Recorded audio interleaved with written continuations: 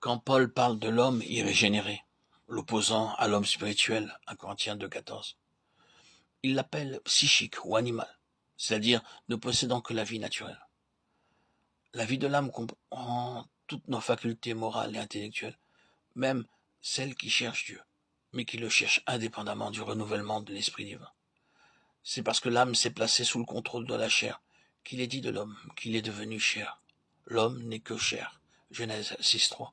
Sans doute le corps est composé de chair et d'os, mais comme c'est la chair qui est particulièrement impressionnable et douée de sensations, et que c'est par elle que nous recevons ce qui vient du monde extérieur, ce terme qualifie bien ce qu'est devenu la nature humaine, assujettie au sens.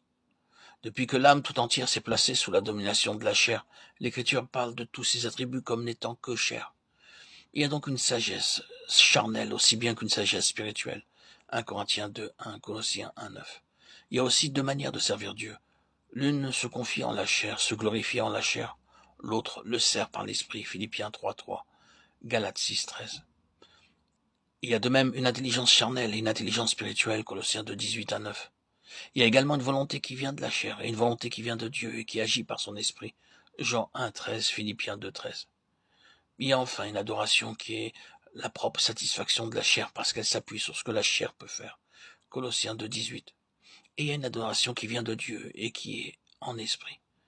C'est cette dernière que Jésus est venu rendre possible et réaliser en nous, en mettant d'abord en nous un esprit nouveau et en envoyant ensuite son Saint-Esprit dans notre esprit renouvelé.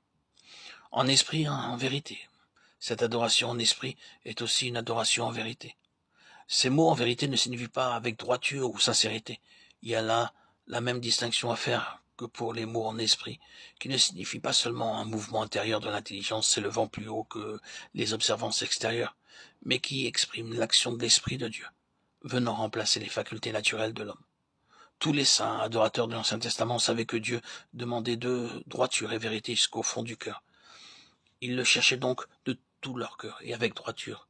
Néanmoins, ils ne se sont jamais parvenus à cette adoration en esprit et en vérité que Jésus nous a révélée lorsque le voile de la chair fut déchiré. Le mot vérité signifie ici la substance, la réalité et la possession actuelle de tout ce que comprend l'adoration de Dieu, soit quant à ce qu'elle demande, soit quant à ce qu'elle promet.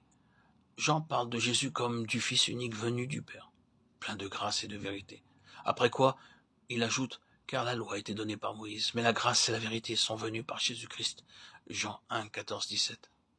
Impossible de comprendre ici ce mot vérité dans le sens inverse du mot mensonge, car la loi de Moïse était tout aussi vraie que l'évangile de Jésus, l'un et l'autre venant de Dieu. Mais quand nous saisissons le véritable sens de ce mot, nous souvenons que la loi n'avait que l'ombre des biens à venir, Hébreux 10, 1, et que Christ nous en a apporté la réalité, la substance même.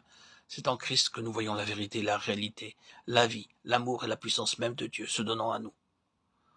Nous comprenons alors aussi que l'adoration en esprit peut seule être une adoration en vérité, et que pour adorer ainsi, il faut posséder cette puissance divine qui est la vie même de Christ, un avec le Père, vie divine que le Saint-Esprit nous communique et maintient en nous.